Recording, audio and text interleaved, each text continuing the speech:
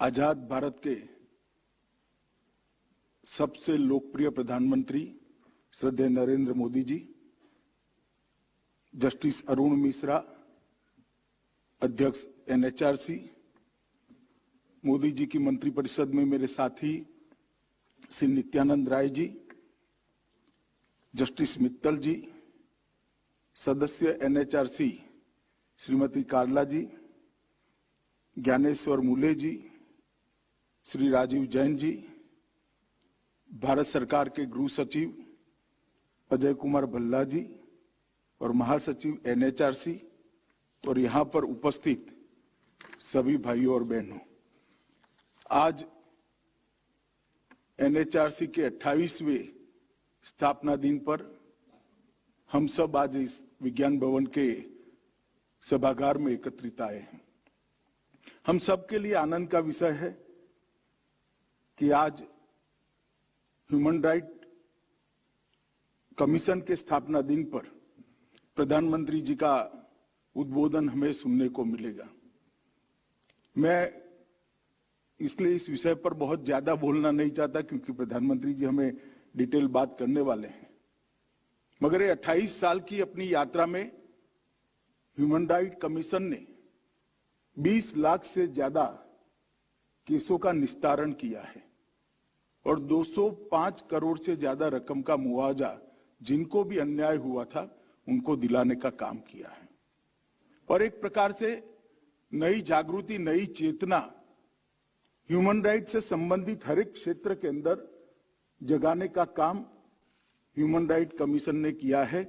इसलिए मैं प्रतीक के तौर पर आज के अध्यक्ष जस्टिस मिश्रा को इस अवसर पर बहुत बहुत बधाई देता हूं और ह्यूमन राइट कमीशन के सभी लोगों को भी और इसके साथ जुड़े हुए एनजीओ को भी ये जागृति जगाने के लिए बहुत बहुत बधाई दे रहा हूं। चाहे कस्टोडियल डेथ हो, चाहे गटर के अंदर उतरकर गटर को साफ करने वाले का अधिकार की बात हो, चाहे आदिवासी दलित समाज के अधिकार की बात हो, हर क्षेत्र के अंदर ह्यूमन राइट कमीशन ने पीड़ितों की आवाज बनने का प्रयास किया है और सफल प्रयास किया है और मैं मानता हूं कि यात्रा आगे पर भी चालू रहेगी, जारी रहेगी और भारत के अंदर ह्यूमन राइट के क्षेत्र में जो अच्छा काम हुआ है इसको और अच्छी तेज गति से हम आगे बढ़ाएंगे। मगर आज मैं इस मौके पर यहां आया हूं तो एक बात पर सारे देश भर के ह्यूमन राइट एक्टिविस्टों का ध्यान दिलाना चाहता हूं। 2014 से जब से परिवर्तन हुआ और एक लंबे अरसे के बाद देश में पूर्ण बहुमति की एक सरकार आई और नरेंद्र भाई इसके नेतृत्व करने लगे, प्रधानमंत्री बने, तब से एक ऐसे क्षेत्र पर उनका ध्यान गया जो ह्यूमन राइट के सारे अधिकारों की बात करने वालों की नजर के बाहर था। इस देश के 60 करोड़ गरीब, इस देश के 60 करोड़ गरीबों को भी समानता का अधिकार है, समान जीवन जीने का अधिकार है और आजादी तभी सही मायनों में मानी जाएगी जब एक 60 करोड़ गरीब अपनी बुनियादी सुविधाएं प्राप्त कर लेंगे। हमारा संविधान ये 60 करोड़ लोगों को भी बुनियादी सुविधा मांगने का अधिकार देता है, बुनियादी सुविधा प्राप्त करने का अधिकार देता है, मगर इस पर किसी की नजर नहीं गई थी। सिर्फ 7 साल की अल्पकाल की यात्रा के अंदर जो 60 साल में नहीं हुआ था वो हुआ है।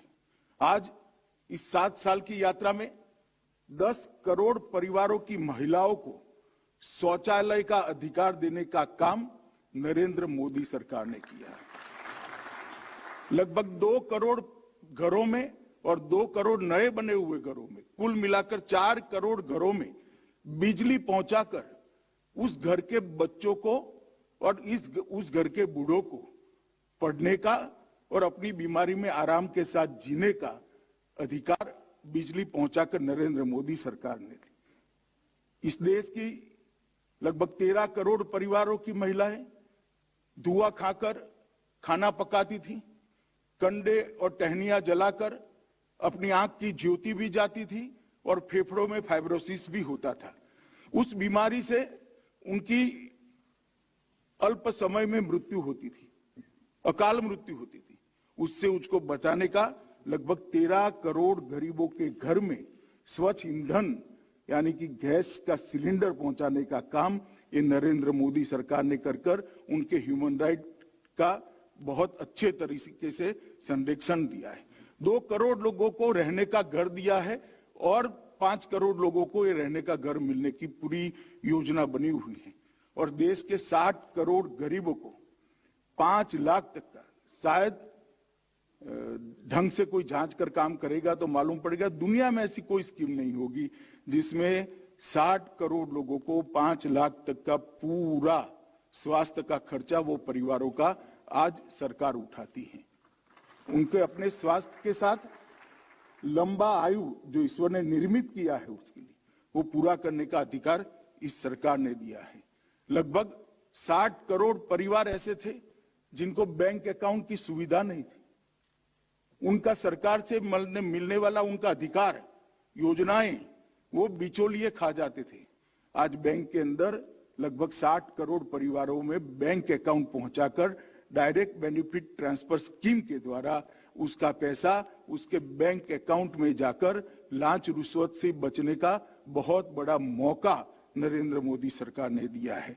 और इसके साथ एक दिव्यांग नाम देकर एक अलग कंसेप्ट, सम्मान का भाव पूरे देश के अंदर जनरेट करने का काम भी नरेंद्र मोदी सरकार ने किया है। और देश की कोई भी ऐसी सुविधा नहीं है, चाहे राज्य सरकारों की ऑफिस होगी, चाहे केंद्र सरकारों की ऑफिस होगी या ट्रांसपोर्टेशन के कोई भी मीन्स होंगे, कोई भी ऐसी सुविधाएं नहीं है जहां दिव्यांग की चिंता नहीं की गई है। कोई भी ऐसी सरकारी परिपत्र नहीं है जहां दिव्यांग की चिंता नहीं की। इस देश के दिव्यांग, ट्रांसजेंडर, न जाने कितनी ऐसी लोगों को पहली बार ऐसा मालूम हुआ है कि हमारे लिए भी कोई चिंता करता है। संविधान ने मेरे लिए जो सोचा है वो मेरे तक पहुंचाने का जरिया नरेंद्र मोदी सरकार बनी है। और मैं तो कई लोगों को मिला हूं, उनके अंदर एक आत्मगौरव का भाव की जागृति हुई। तो मैं शुद्ध पीने का पानी पहुंचाने के लिए भी जरूर कहना चाहूंगा कि इस देश में सबसे बड़ी समस्या थी कि फ्लोराइड युक्त पानी पीकर बच्चे अकाल वृद्ध हो जाते थे। 30 साल होते होते बाल झड़ने लगते थे या बाल सफेद हो जाते थे, हड्डियां टेढ़ी हो जाती थी। वो सारे घरों के अंदर लगभग 5 साल के अंदर शुद्ध पीने का पानी पहुंचाने का एक भगीरथ काम नरेंद्र मोदी सरकार ने हाथ में लिया है और लगभग 2 करोड़ परिवारों में पहुंचने की काम पूरा होने की कगार पर भी है। मित्रों, मैं मानता हूं कि एक ऐसा दृष्टिकोण है जिसने ह्यूमन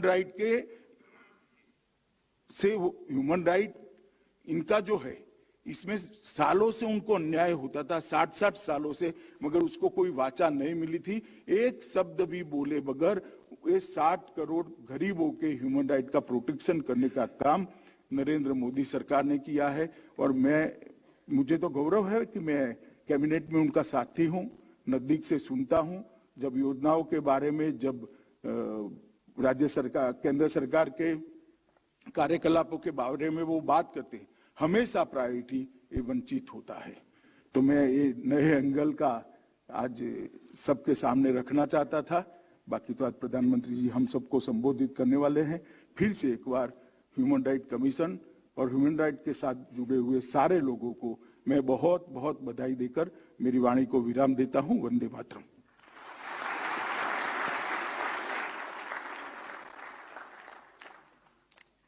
माननीय प्रधानमंत्री जी का विजन है कि गरीबों, किसानों और मध्यम वर्ग को सशक्त बनाया जाए और देश का विकास तेजी से हो। माननीय प्रधानमंत्री जी का राष्ट्र के विकास में जन भागीदारी, पीपुल्स पार्टिसिपेशन पर अटूट विश्वास है। Honourable prime minister sir, you have been leading the country on the path of growth, prosperity, and progress. Our reforms have a human face and people-centric. When India speaks at the United Nations, it speaks for those who have been left behind. We, the people of India, salute the spirit of Sabka Saath, Sabka Vikas, Sabka Vishwas, and Sabka Prayas. In your words, Prime Minister Sir, I will quote, Sabka Prayas is important for the achievement of all our goals for a new India with cutting-edge innovation and technology, unquote. Now, I invite Honorable Prime Minister Sir to share his thoughts with the august gathering present here in Vigyan Bhavan and all the dignitaries who have been connected virtually.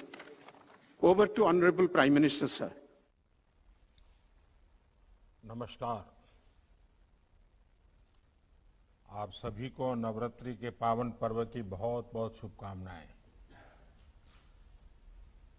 कार्यक्रम में मेरे साथ उपस्थित देश के गृह मंत्री श्री अमित शाह जी, राष्ट्रीय मानव अधिकार आयोग के चेयरपर्सन जस्टिस श्री अरुण कुमार मिश्रा जी, केंद्रीय गृह राज्य मंत्री श्री नित्यानंद राय जी, मानव अधिकार आयोग के अन्य सम्मानित सदस्यगण, राज्य मानव अधिकारी आयोग के सभी अध्यक्षगण, उपस्थित सुप्रीम कोर्ट के सभी माननीय आदरणीय जज महोदय, सदस्यगण, यूएन एजेंसी के सभी प्रतिनिधि, सिविल सोसाइटी से जुड़े साथियों, अन्य सभी महानुभाव, भाइयों और बहनों, आप सभी को राष्ट्रीय मानव अधिकार आयोग के 28वें स्थापना दिवस की हार्दिक बधाई।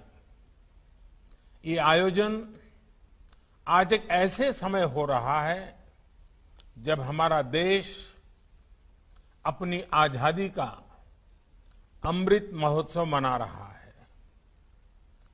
भारत के लिए मानव अधिकारों की प्रेरणा का, मानव अधिकार के मूल्यों का बहुत बड़ा स्रोत आजादी के लिए हमारा आंदोलन, हमारा इतिहास है। हमने सदियों तक अपने अधिकारों के लिए संघर्ष किया, एक राष्ट्र के रूप में, एक समाज के रूप में अन्याय अत्याचार का प्रतिरोध किया। एक ऐसे समय में जब पूरी दुनिया विश्व युद्ध की हिंसा में झुलस रही थी, भारत ने पूरे विश्व को अधिकार और अहिंसा का मार्ग सुझाया। हमारे पूज्य बापू को देश ही नहीं बल्कि पूरा विश्व मानव अधिकारों और मानवीय मूल्यों के प्रतीक के रूप में देखता है। ये हम सबका सौभाग्य है कि आज अमृत महोत्सव के जरिए हम महात्मा गांधी के उन मूल्यों और आदर्शों को जीने का संकल्प ले रहे हैं। मुझे संतोष है कि राष्ट्रीय मानव अधिकार आयोग भारत के इन नैतिक संकल्पों को ताकत दे रहा है, अपना सहयोग कर रहा है। साथियों, भारत आत्मवत्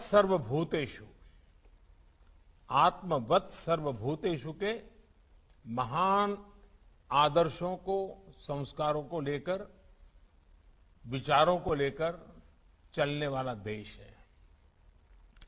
आत्मवत् सर्वभूतेषु यानी जैसा मैं हूं वैसे ही सभी मनुष्य हैं। मानव मानव में, जीव जीव में भेद नहीं है। जब हम इस विचार को स्वीकार करते हैं तो हर तरह की खाई भर जाती है। तमाम विविधताओं के बावजूद भारत के जनमानस ने इस विचार को हजारों सालों में जीवंत बनाए रखा।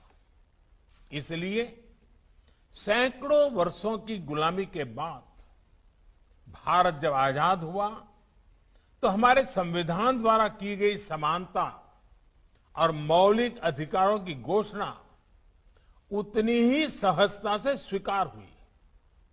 साथियों, आजादी के बाद भी भारत ने लगातार विश्व को समानता और मानवाधिकारों से जुड़े विषयों पर नया पर्सपेक्टिव दिया है, नया विजन दिया है। बीते दशकों में ऐसे कितने ही अवसर विश्व के सामने आए हैं जब दुनिया भ्रमित हुई है, भटकी है, लेकिन भारत मानव अधिकारों के प्रति हमेशा प्रतिबद्ध रहा है, संवेदनशील रहा है। तमाम चुनौतियों के बाद भी हमारी ये आस्था हमें आश्वस्त करती है कि भारत मानव अधिकारों को सर्वोपरि रखते हुए एक आदर्श समाज के निर्माण का कार्य इसी तरह करता रहेगा। साथियों, आज देश सबका साथ, सबका विकास, सबका विश्वास और सबका प्रयास के मूल मंत्र पर चल रहा है। ये एक तरह से मानव अधिकार को सुनिश्चित करने की ही मूल भावना है। अगर सरकार कोई योजना शुरू करे और उसका लाभ कुछ को मिले, कुछ को ना मिले, तो अधिकार का विषय खड़ा होगा ही। और इसलिए हम हर योजना का लाभ सभी तक पहुंचे, इस लक्ष्य को लेकर चल रहे हैं। जब भेदभाव नहीं होता, जब पक्षपात नहीं होता, पारदर्शिता के साथ काम होता है, तो सामान्य मानवीय के अधिकार भी सुनिश्चित होते हैं। इस 15 अगस्त को देश से बात करते हुए मैंने इस बात पर बल दिया है कि अब हमें मूलभूत सुविधाओं को 100% सैचुरेशन तक लेकर जाना है। ये 100% सैचुरेशन का अभियान समाज की आखिरी पंक्ति में, जिसका अभी हमारे अरुण मिश्रा जी ने उल्लेख किया, आखिरी पंक्ति में खड़े उस व्यक्ति के अधिकारों को सुनिश्चित करने के लिए जिसे पता तक नहीं है कि ये उसका अधिकार है। वो कहीं शिकायत करने नहीं जाता, किसी आयोग में नहीं जाता। अब सरकार गरीब के घर जाकर गरीब को सुविधाओं से जोड़ रही है। साथियों, जब देश का एक बड़ा वर्ग अपनी आवश्यकताओं को पूरा करने में ही संघर्षरत रहेगा, तो उसके पास अपने अधिकारों और अपनी आकांक्षाओं के लिए कुछ करने का ना तो समय बचेगा, ना ऊर्जा और ना ही इच्छा शक्ति। और हम सब जानते हैं, गरीब की जिंदगी में हम अगर बारीकी से देखें तो जरूरत ही उसकी जिंदगी होती है, और जरूरत की पूर्ति के लिए वो अपना जीवन का पल पल, शरीर का कण कण खपाता रहता है। और जब जरूरतें पूरी न हो तब तक तो उसको ये अधिकार के विषय तक वो पहुंच ही नहीं पाता है। जब गरीब अपनी मूलभूत सुविधाओं, और जिसका भी अमित भाई ने बड़े विस्तार से वर्णन किया, जैसे शौचालय, बिजली, स्वास्थ्य की चिंता, इलाज की चिंता, इन सब से जूझ रहा हो और कोई उसके सामने जाकर उसके अधिकारों की लिस्ट गिनाने लगे, तो गरीब सबसे पहले यही पूछेगा कि क्या ये अधिकार उसकी आवश्यकताएं पूरी कर पाएंगे। कागज में दर्ज अधिकारों को गरीब तक पहुंचाने के लिए पहले उसकी आवश्यकता की पूर्ति किया जाना बहुत जरूरी है। जब आवश्यकताएं पूरी होने लगती हैं, तो गरीब अपनी ऊर्जा अधिकारों की तरफ लगा सकता है। अपने अधिकार मांग सकता है। और हम सब इस बात से भी परिचित हैं कि जब आवश्यकता पूरी होती है, अधिकारों के प्रति सतर्कता आती है, तो फिर आकांक्षाएं भी उतनी ही तेजी से बढ़ती है। ये आकांक्षाएं जितनी प्रबल होती है, उतना ही गरीब को गरीबी से बाहर निकलने की ताकत मिलती है। गरीबी के दुष्चक्र से बाहर निकलकर वो अपने सपने पूरे करने की ओर बढ़ चलता है। इसलिए जब गरीब के घर शौचालय बनता है, उसके घर बिजली पहुंचती है, उसे गैस कनेक्शन मिलता है, तो ये सिर्फ एक योजना का उस तक पहुंचना ही नहीं होता। ये योजनाएं उसकी आवश्यकता पूरी कर रही हैं, उसे अपने अधिकारों के प्रति जागरूक कर रही हैं, उसमें आकांक्षा जगा रही है। साथियों, गरीब को मिलने वाली ये सुविधाएं उसके जीवन में डिग्निटी ला रही है, उसकी गरिमा बढ़ा रही है। जो गरीब कभी शौच के लिए खुले में जाने को मजबूर था, अब गरीब को जब शौचालय मिलता है तो उसे डिग्निटी भी मिलती है। जो गरीब कभी बैंक के भीतर जाने की हिम्मत नहीं जुटा पाता था, उस गरीब का जब जनधन अकाउंट खुलता है तो उसमें हौसला आता है, उसकी डिग्निटी बढ़ती है। जो गरीब कभी डेबिट कार्ड के बारे में सोच भी नहीं पाता था, उस गरीब को जब रुपे कार्ड मिलता है, जेब में जब रुपे कार्ड होता है, तो उसकी डिग्निटी बढ़ती है। जो गरीब कभी गैस कनेक्शन के लिए सिफारिशों पर आश्रित था, उसे जब घर बैठे उज्ज्वला कनेक्शन मिलता है तो उसकी डिग्निटी बढ़ती है। जिन महिलाओं को पीढ़ी दर पीढ़ी प्रॉपर्टी पर मालिकाना हक नहीं मिलता था, जब सरकारी आवास योजना का घर उनके नाम पर होता है तो उन माताओं बहनों की डिग्निटी बढ़ती है। साथियों, बीते वर्षों में देश ने अलग अलग वर्गों में अलग अलग स्तर पर हो रहे इनजस्टिस को भी दूर करने का प्रयास किया है। दशकों से मुस्लिम महिलाएं 3 तलाक के खिलाफ कानून की मांग कर रही थी। हमने ट्रिपल तलाक के खिलाफ कानून बनाकर मुस्लिम महिलाओं को नया अधिकार दिया है। मुस्लिम महिलाओं को हज के दौरान महरम की बाध्यता से मुक्त करने का काम भी हमारी ही सरकार ने किया है।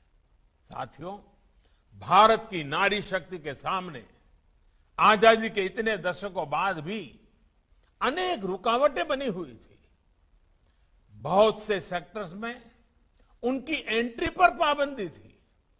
महिलाओं के साथ इनजस्टिस हो रहा था। आज महिलाओं के लिए काम के अनेक सेक्टर्स को खोला गया है। वो 24 घंटे सुरक्षा के साथ काम कर सके, इसे सुनिश्चित किया जा रहा है। दुनिया के बड़े बड़े देश ऐसा नहीं कर पा रहे हैं, लेकिन भारत आज करियर वुमेन को 26 हफ्ते की पेड मैटरनिटी लीव दे रहा है। साथियों, जब उस महिला को 26 सप्ताह की छुट्टी मिलती है ना, वो एक प्रकार से वो नवजात बच्चे के अधिकार की रक्षा करता है। उसका अधिकार है उसकी मां के साथ जिंदगी बिताने का, वो अधिकार उसको मिलता है। शायद अभी तक तो हमारे कानून की किताबों में सारे उल्लेख नहीं आए होंगे। साथियों, बेटियों की सुरक्षा से जुड़े भी अनेक कानूनी कदम बीते सालों में उठाए गए हैं। देश के 700 से अधिक जिलों में वन स्टॉप सेंटर्स चल रहे हैं, जहां एक ही जगह पर महिलाओं को मेडिकल सहायता, पुलिस सुरक्षा, साइको सोशल काउंसलिंग, कानूनी मदद और अस्थायी आश्रय दिया जाता है। महिलाओं के साथ होने वाले अपराधों की जल्द से जल्द सुनवाई हो, इसके लिए देश भर में 650 से ज्यादा फास्ट ट्रैक कोर्ट्स बनाई गई है। रेप जैसे जघन्य अपराध के लिए मौत की सजा का प्रावधान भी किया गया है। Medical termination of pregnancy act, इसमें संशोधन करके महिलाओं को एबॉर्शन से जुड़ी स्वतंत्रता दी गई है।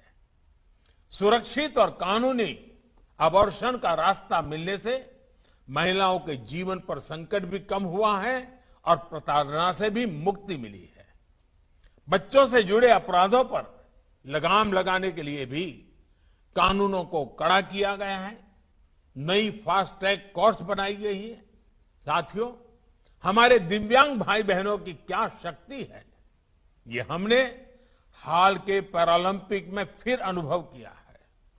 बीते वर्षों में दिव्यांगों को सशक्त करने के लिए भी कानून बनाए गए हैं, उनको नई सुविधाओं से जोड़ा गया है। देश भर में हजारों भवनों को, सार्वजनिक बसों को, रेलवे को दिव्यांगों के लिए सुगम हो, लगभग 700 वेबसाइट्स को दिव्यांगों के अनुकूल तैयार करना हो, दिव्यांगों की सुविधा के लिए विशेष सिक्के जारी करना हो, करेंसी नोट भी।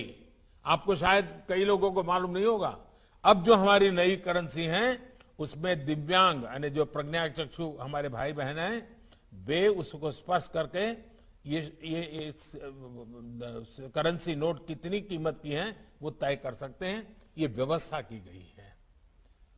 शिक्षा से लेकर स्किल्स से लेकर अनेक संस्थान और विशेष पाठ्यक्रम बना रहा हो, इस पर बीते वर्षों में बहुत जोर दिया गया है।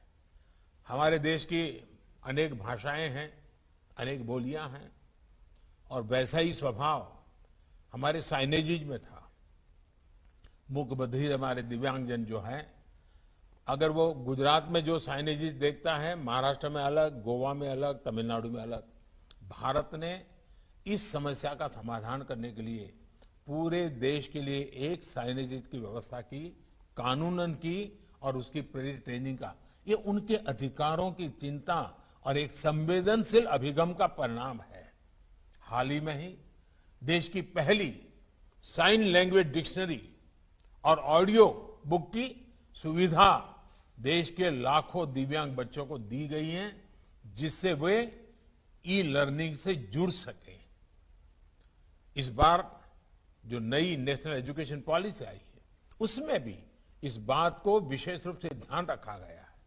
इसी तरह ट्रांसजेंडर व्यक्तियों को भी बेहतर सुविधाएं और समान अवसर देने के लिए transgender persons protection of rights कानून बनाया गया है। गुमंतु और अर्ध गुमंतु समुदायों के लिए भी डेवलपमेंट एंड वेलफेयर बोर्ड की स्थापना की गई है। लोक अदालतों के माध्यम से लाखों पुराने केसेस का निपटारा होने से अदालतों का बोझ भी कम हुआ है और देशवासियों की भी बहुत मदद मिली है। ये सारे प्रयास समाज में हो रहे इनजस्टिस को दूर करने में बड़ी भूमिका निभा रहे हैं। साथियों, हमारे देश ने कोरोना की इतनी बड़ी महामारी का सामना किया, सदी की इतनी बड़ी आपदा जिसके आगे दुनिया के बड़े बड़े देश भी डगमगा गए।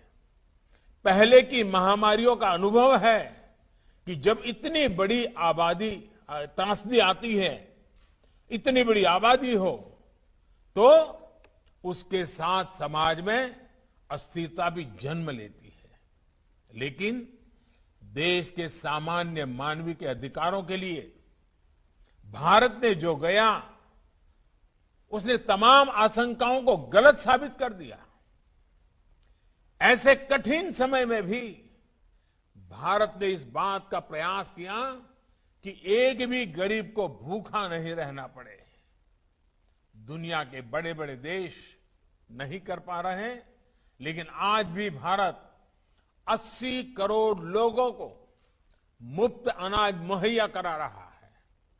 भारत ने इसी कोरोना काल में गरीबों, असहायों, बुजुर्गों को सीधे उनके खातों में आर्थिक सहायता दी है।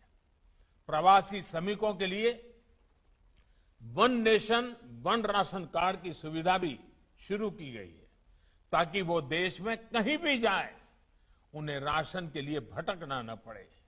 भाई और बहनों, मानवीय संवेदना और संवेदनशीलता को सर्वोपरि रखते हुए सबको साथ लेकर चलने के ऐसे प्रयासों ने देश के छोटे किसानों को बहुत बल दिया है।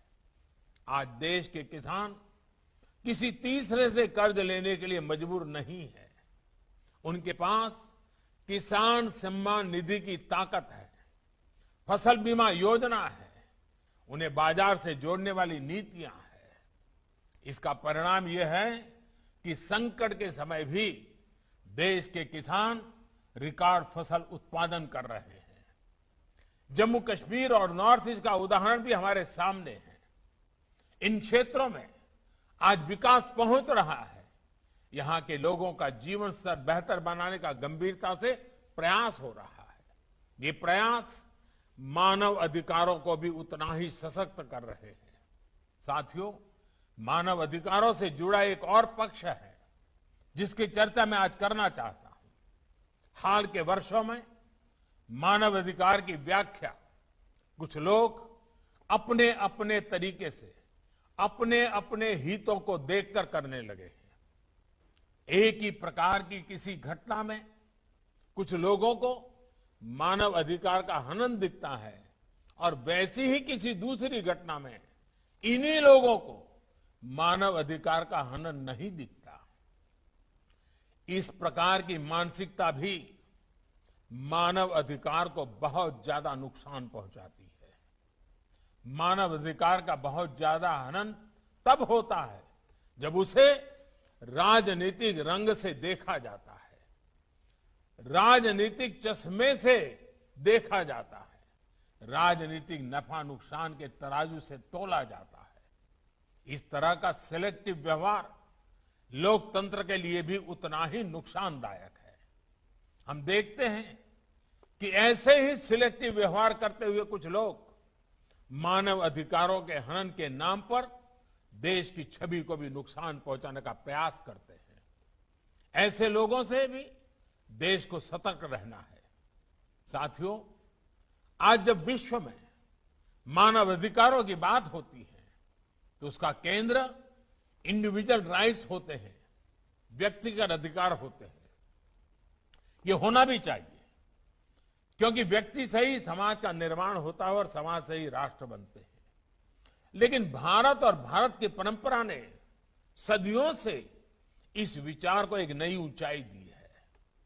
हमारे यहां सदियों से शास्त्रों में बार बार इस बात का जिक्र किया जाता है, आत्मनः प्रतिकूलानि परेशान न समाचारेत, यानी जो अपने लिए प्रतिकूल हो वो व्यवहार दूसरे किसी भी व्यक्ति के साथ न करें।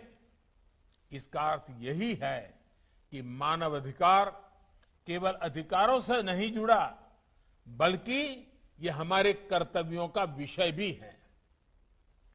हम अपने साथ साथ दूसरों के भी अधिकारों की चिंता करें, दूसरों के अधिकारों को अपना कर्तव्य बनाएं। हम हर मानव के साथ समभाव और ममभाव रखें। जब समाज में ये सहजता आ जाती है तो मानव अधिकार हमारे समाज का जीवन मूल्य बन जाता है। अधिकार और कर्तव्य ये दो ऐसी पटरियां हैं जिन पर मानव विकास और मानव गरिमा की यात्रा आगे बढ़ती है। अधिकार जितना आवश्यक है, कर्तव्य भी उतने ही आवश्यक है। अधिकार और कर्तव्य की बात अलग अलग नहीं होनी चाहिए, एक साथ ही की जानी चाहिए। ये हम सभी का अनुभव है कि हम जितना कर्तव्य पर बल देते हैं उतना ही अधिकार सुनिश्चित होता है। इसलिए प्रत्येक भारतवासी अपने अधिकारों के प्रति सजग रहने के साथ ही अपने कर्तव्यों को उतनी ही गंभीरता से निभाए। इसके लिए भी हम सब ने मिलकर के निरंतर प्रयास करना पड़ेगा, निरंतर प्रेरित करते रहना होगा। साथियों, ये भारत ही है जिसकी संस्कृति हमें प्रकृति और पर्यावरण की चिंता करना भी सिखाती है। पौधे में परमात्मा, ये हमारे संस्कार है।